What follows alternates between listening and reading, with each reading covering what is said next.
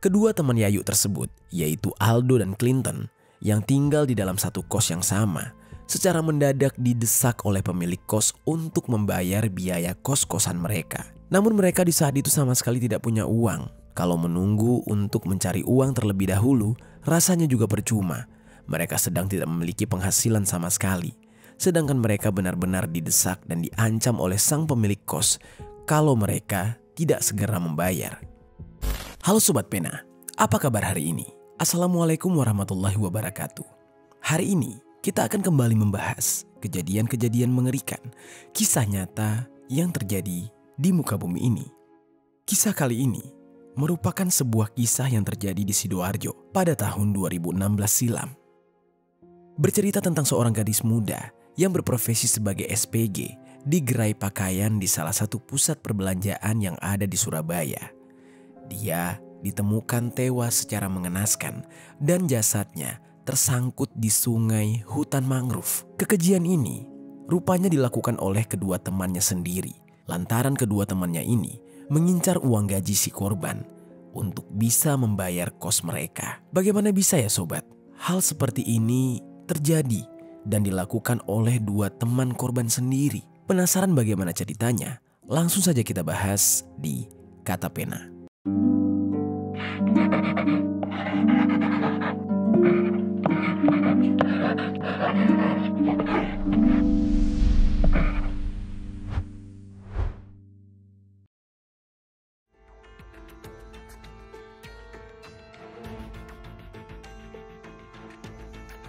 Sebelum kita mulai ke ceritanya, jangan lupa untuk subscribe channel ini dan bagikan video ini ke teman-teman kalian. Cerita ini dibuat berdasarkan berita yang sudah beredar dan diterbitkan oleh beberapa media publik yang aku sajikan dan aku rangkum dalam bentuk alur cerita. Kita mulai ceritanya. Jadi sobat, ada seorang gadis muda yang bernama Yayu. Dia berusia 18 tahun dan berasal dari kota Blitar, Jawa Timur. Di usianya yang masih muda tersebut, Yayu ini memiliki tanggung jawab untuk menghidupi keluarganya. Namun dia merasa kesulitan untuk mendapat pekerjaan di kotanya. Sehingga di saat itu, dia memutuskan untuk merantau ke Sidoarjo demi mencari pekerjaan. Lantas, dengan semangat mudanya untuk mempunyai karir yang baik, Yayu pun pergi ke Sidoarjo. Selama berada di Sidoarjo, Yayu ini mendapat pekerjaan sebagai Sales Promotion Girl atau SPG di salah satu gerai pakaian yaitu Matahari Department Store yang berada di Royal Plaza Surabaya, salah satu pusat perbelanjaan terbesar di Surabaya, Jawa Timur.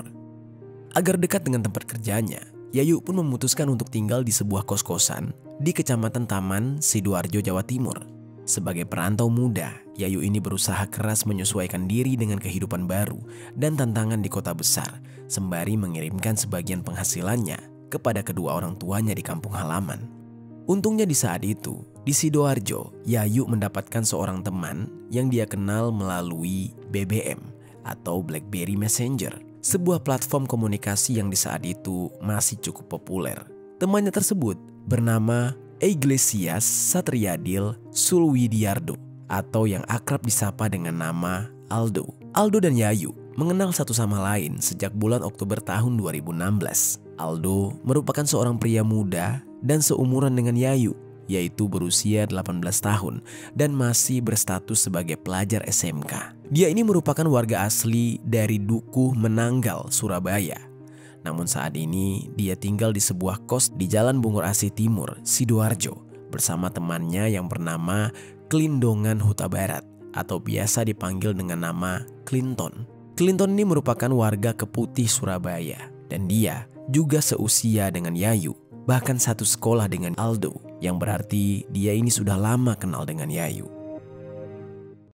Lalu sobat, salah satu teman Yayu yang bernama Aldo tadi, ternyata kondisi kehidupan keluarganya cukup sulit sehingga Aldo pun harus membiayai kehidupannya sendiri. Dia harus bekerja untuk memenuhi kebutuhan sehari-hari serta sekolahnya, termasuk membayar biaya kosnya tiap bulan.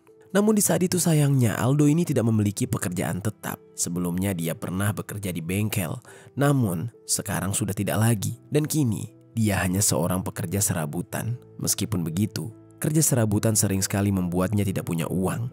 Dia benar-benar merasa kesulitan untuk bisa memenuhi kebutuhannya sehari-hari dan juga sekolahnya. Apalagi dengan segala kebutuhan yang terus meningkat, Aldo benar-benar terhimpit oleh berbagai masalah finansial. Lalu, kondisi inilah yang membuat Aldo akhirnya semakin lama semakin terpuruk dan mulai mencari jalan agar bisa menyelesaikan masalah-masalahnya. Jalan yang dia tempuh justru jalan pintas, termasuk dengan cara memanfaatkan orang-orang sekelilingnya. Salah satunya adalah Yayu untuk menyelesaikan masalah finansialnya ini.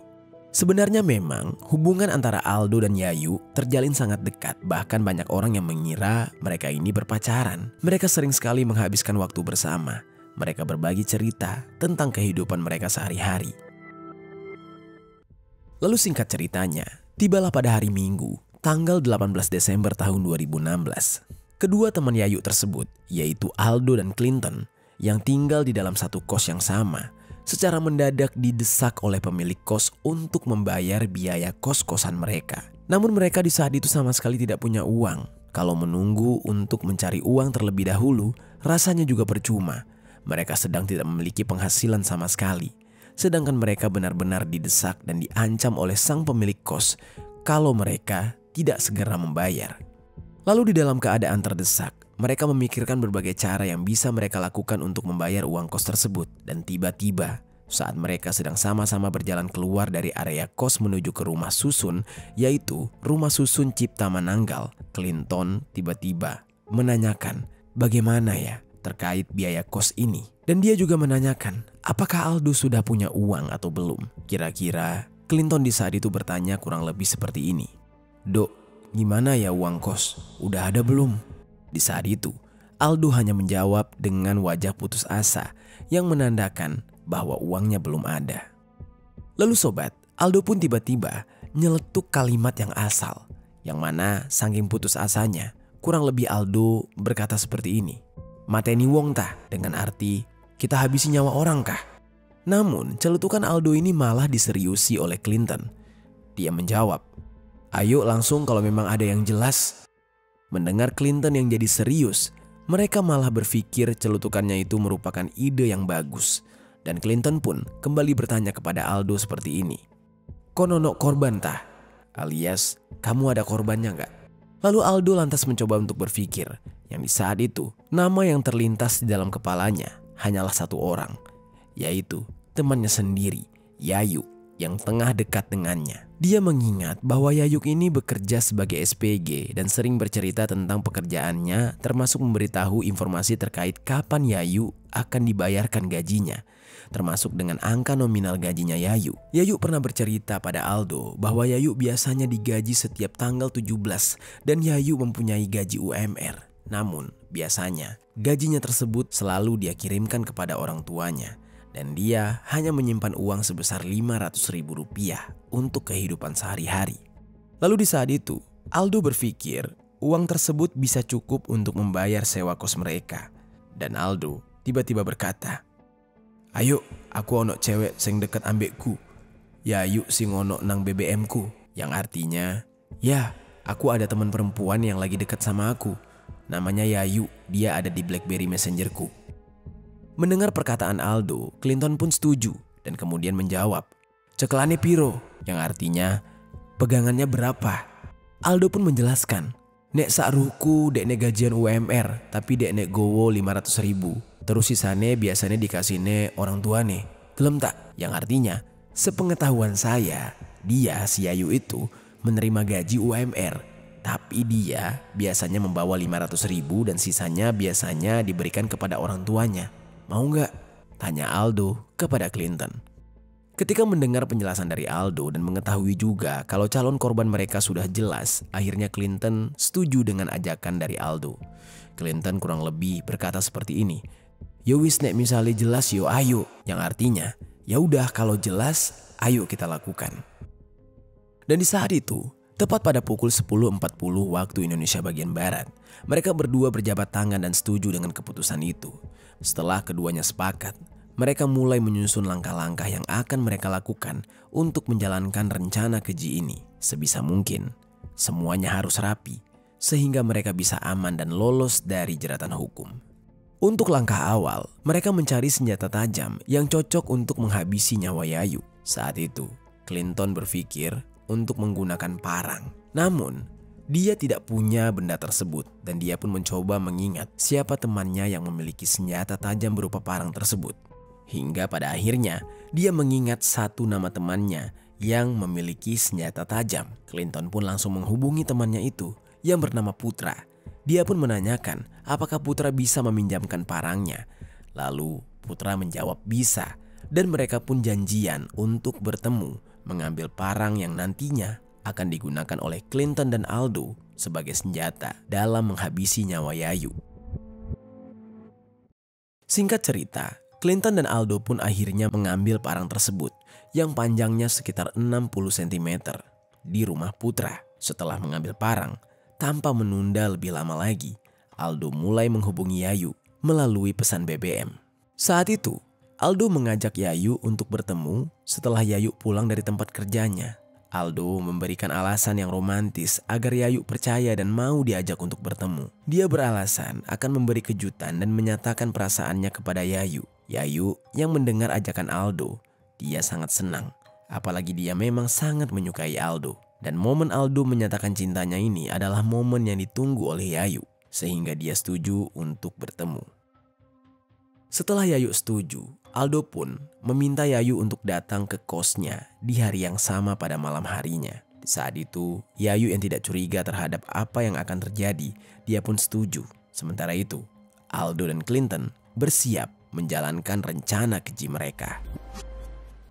Pada malam harinya, tibalah di pukul 21.30 malam. Sembari menunggu kedatangan Yayu, mereka pergi ke sebuah warkop, yaitu warkop Mbah Tiga, dengan maksud dia mau menunggu Yayu di sana. Yang mana Yayu di saat itu mengatakan kalau dia akan tiba di kosnya Aldo sekitar pukul 22.00 malam. Di sana, mereka juga memikirkan tempat yang pas untuk lokasi pengeksekusian terhadap Yayu. Sebenarnya, sungai sekitar Dinoyo akan menjadi lokasi eksekusi yang sangat mantap. Tapi, berhubung di sana banyak orang, rencana awal pun berubah. Sambil santai menyantap nasi goreng, mereka kembali memikirkan tempat yang cocok.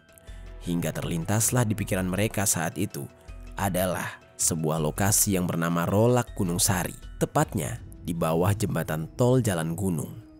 Lalu sementara itu, Yayu pun yang sudah jalan sedari tadi akhirnya tiba di kos Clinton dan Aldo sesuai permintaan Aldo dengan mengendarai motor Vario hitam bernomor polisi W4302ZM. Namun saat Yayu tiba di kos tersebut, ternyata mereka berdua tidak ada di dalam kosannya. Yayu yang bingung lantas menghubungi Aldo dan menanyakan keberadaannya. Di sisi lain, Aldo sudah sepakat dengan Clinton ingin menghabisi Yayu di tempat yang sudah mereka tentukan. Lalu mereka pun memberitahu Yayu yang ternyata sudah sampai di rumah kos mereka. Di saat itu, Clinton dan Aldo pun langsung pulang ke kos mereka untuk bertemu dengan Yayu. Singkat cerita, sesampainya Aldo dan Clinton ke kos mereka, benar saja mereka menemui Yayu yang tengah menunggu di depan kosan mereka berdua. Dan tanpa memasuki kos, Aldo dan Clinton tiba-tiba saja mengajak Yayu untuk pergi ke daerah Rolak Gunung Sari, tepatnya ke bawah jembatan tol Jalan Gunung. Aldo mengatakan akan memberi kejutannya di tempat tersebut. Lalu Yayu yang mendengar hal itu merasa sangat senang dan tidak sabar. Yayu pun menyetujui kemana Aldo dan Clinton membawanya. Sementara Aldo dan Yayu bersiap menuju motor, Clinton di saat itu mengambil sebilah parang yang sudah dia persiapkan dan dia menyembunyikannya di balik baju. Tepatnya, dia selipkan di pinggang. Setelah berhasil menyembunyikan parang tersebut, Clinton pun menyusul Aldo dan Yayu menuju motornya. Setelah itu, ketiganya pun berangkat bersama menggunakan motor Yayu. Ya, mereka bertiga berboncengan dengan satu motor. Posisi mereka di saat itu, Clinton yang mengemudikan motor, sementara Aldo berada di tengah dan Yayu duduk di bagian paling belakang. Setelah mereka siap, mereka semua mulai menempuh perjalanan menuju ke tempat tujuan. Di dalam perjalanan, mereka memutuskan untuk berhenti sebentar di daerah Pasar Maling, Wonokromo. Saat itu, Aldo dan Clinton sempat turun, sedangkan Yayu menunggu di sepeda motornya. Aldo dan Clinton di saat itu mampir ke pasar tersebut untuk membeli sapu tangan, tapi ternyata mereka tidak menemukannya. Lalu karena tidak mau berlama-lama, mereka pun kembali menemui Yayu dan melanjutkan perjalanan mereka. Setelah berkeliling kota dengan menggunakan motor dengan berbonceng 3, mereka akhirnya tiba di daerah Rolak Gunung Sari, Surabaya. Sesampainya mereka di bawah jembatan tol Jalan Gunung Sari, Clinton menghentikan laju motornya dan masuk ke area sepi di bawah jembatan tersebut. Dia langsung memarkirkan motor di dekat pohon pepaya di lahan kosong yang berada di samping Sungai Kalimas. Suasana di sekitar jembatan tersebut sangat sepi, jauh dari keramaian dan tepat seperti apa yang diinginkan oleh kedua pelaku ini untuk melancarkan aksi keji mereka. Setelah turun dari motor, Clinton memberikan kode kepada Aldo. Aldo yang sudah mengerti maksud Clinton, lalu mulai mengajak Yayu untuk duduk di pinggir sungai. Sementara itu, Clinton melepas kemejanya dan menyerahkannya kepada Aldo. Mereka berusaha menjaga agar situasi tetap tenang, agar Yayu tidak curiga sama sekali. Ketika Yayu sudah duduk di depan Aldo, Clinton dan Aldo mulai menjalankan rencananya. Aldo menutupi kepala Yayu dengan menggunakan kemeja milik Clinton. Yayu di saat itu mengira hal itu hanya sebuah candaan. Dia masih tertawa-tawa dan belum menyadari bahwa apa yang akan terjadi selanjutnya akan sangat mengerikan. Yayu di saat itu sempat bertanya, mengapa kepalanya harus ditutupi dengan kemeja? Aldo dengan suara lembut dan manis menjawab bahwa sebentar lagi akan ada kejutan spesial untuknya. Saat Aldo berucap kata-kata cinta dengan manis, Clinton langsung menghampiri Yayu yang masih dalam keadaan duduk dengan mata tertutup. Lalu kemudian, Clinton duduk persis di samping Yayu, di sebelah kiri. Yayu yang tidak menaruh curiga, dia masih percaya bahwa kejutan romantis akan segera datang. Lalu, Aldo dan Clinton yang di saat itu berdebar-debar jantungnya, serasa ragu ingin melakukan aksi kejinya tersebut. Di saat itu, mengumpulkan tenaga dan mental agar mereka berani langsung mengeksekusi. Dalam sekejap, ketika keberaniannya sudah terkumpul, Clinton langsung mengeluarkan senjata tajam berupa parang yang dia selipkan di pinggangnya tanpa membuang-buang waktu. Dia langsung menikamkan parang tersebut ke arah leher Yayu. Rasa sakit yang mendadak membuat Yayu menjerit kesakitan. Yayu di saat itu tidak menyangka apa yang sedang terjadi. Jeritan ketakutan Yayu memecah keheningan malam. Di saat itu, kondisinya benar-benar mengerikan. Leher Yayu mengalami luka menganga yang begitu besar dengan cairan merah yang terus menyembur seperti air keran. Jeritan Yayu di saat itu terdengar cukup kuat, takut akan terdengar oleh orang lain yang sedang melintas di sana. Aldo segera membungkam mulut Yayu dengan menggunakan tangannya. Di saat itu, cairan merah yang keluar dari tubuh Yayu membasahi tangan dan tubuh Aldo. Clinton pun di saat itu melanjutkan aksinya. Dia menidurkan tubuh Yayu. Lalu Clinton lantas mengubah posisi di atas tubuh Yayu. Parang yang dia genggam beralih ke dada Yayu. Dengan satu gerakan yang kejam, dia menikam dengan kuat, sekuat tenaga. Kemudian, rahang Yayu menjadi sasaran berikutnya. Yayu pun seketika tidak bergerak, tapi dia masih bernafas di saat itu. Cairan merah mengalir deras. Yayu mulai tidak berdaya. Setelah memastikan bahwa tubuh Yayu tidak lagi bergerak, dengan cepat mereka mengambil tas milik Yayu yang di dalamnya berisikan dompet, handphone, dan benda-benda berharga lain. Mereka berencana untuk menjadikan barang-barang tersebut sebagai sumber uang tambahan. Setelah mengambil tas Yayu, mereka pun langsung menghilangkan bekas kekejian mereka dengan mendorong tubuh Yayu ke dalam Sungai Kalimas. Tubuh Yayu langsung jatuh ke dalam air, tenggelam dalam kegelapan malam. Sementara Clinton dan juga Aldo cepat-cepat meninggalkan tempat kejadian itu agar tidak ketahuan oleh siapapun. Namun, di saat itu, mereka tidak menyadari ketika mereka membawa handphone milik Yayu, maka kemanapun mereka pergi, mereka akan bisa dideteksi oleh pihak kepolisian nantinya dari sinyal yang ada dari handphone tersebut. Mereka di saat itu melarikan diri menggunakan sepeda motor milik Yayu. Dalam pelariannya, mereka sempat mampir untuk menjual handphone Yayu terlebih dahulu. Dan hasil dari penjualannya, mereka bagi rata. Dengan hasil tersebut, mereka merasa sedikit lebih baik karena sudah bisa mengatasi kekurangan finansial mereka. Lalu, mereka berdua sempat berkeliling-keliling dengan menggunakan motor Yayu, seolah tidak terjadi apa-apa.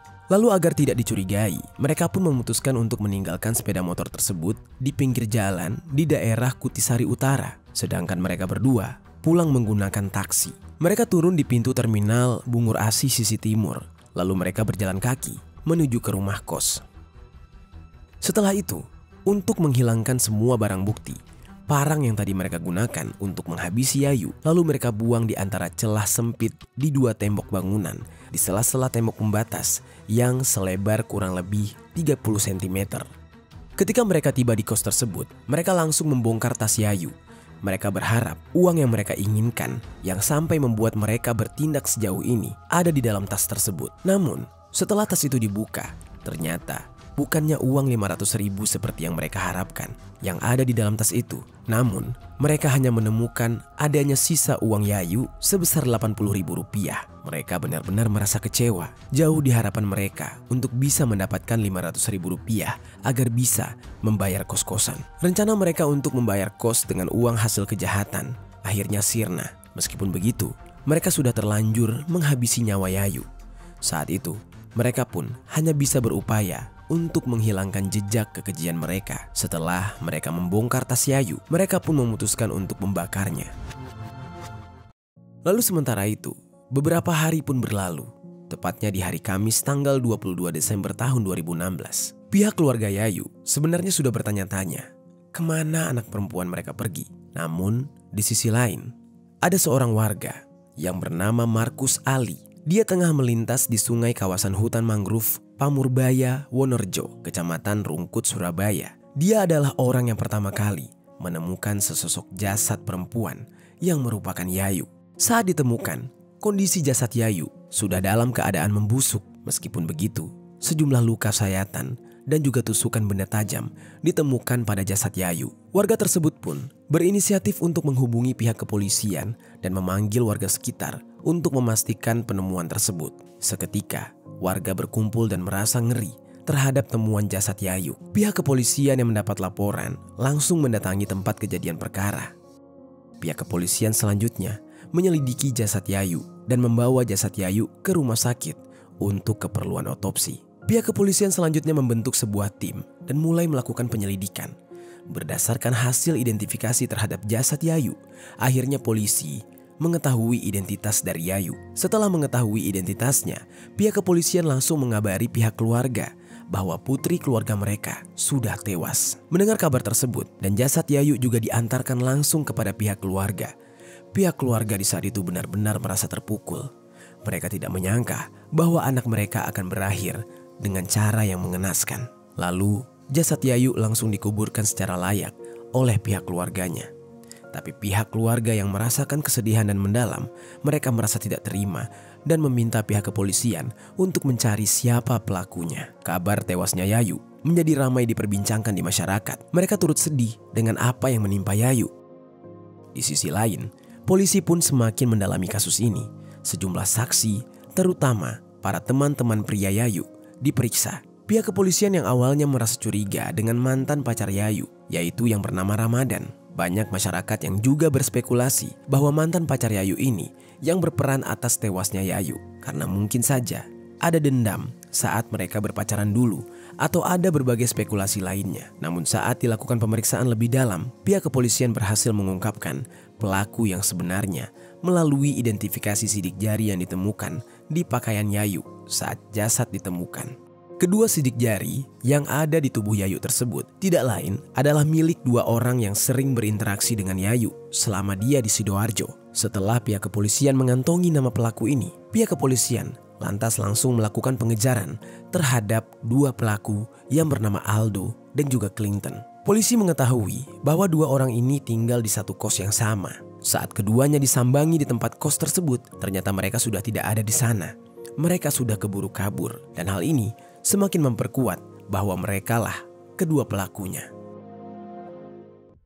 Waktu pun berlalu. Setelah seminggu melakukan pencarian, tepatnya di hari Sabtu, tanggal 30 Desember tahun 2016 di pagi hari, polisi akhirnya berhasil mengamankan Aldo di rumahnya sendiri. Di saat itu, Aldo yang merasa terdesak ketika ditanya tentang keberadaan Clinton, akhirnya memberitahu bahwa Clinton bersembunyi di rumahnya juga. Setelah mengetahui tempat di mana Clinton bersembunyi, pihak kepolisian langsung mengejar Clinton dan menangkapnya pada sore hari. Usai kedua pelaku ini ditangkap, Aldo dan Clinton masih berkelit saat diinterogasi. Sejumlah alibi mereka sampaikan bahwa bukan merekalah yang menghabisi nyawa Yayu, namun bukti sidik jari mereka di pakaian Yayu saat jasad Yayu ditemukan tidak bisa dibantah. Terlebih, alibi Aldo dan Clinton juga tidak kuat.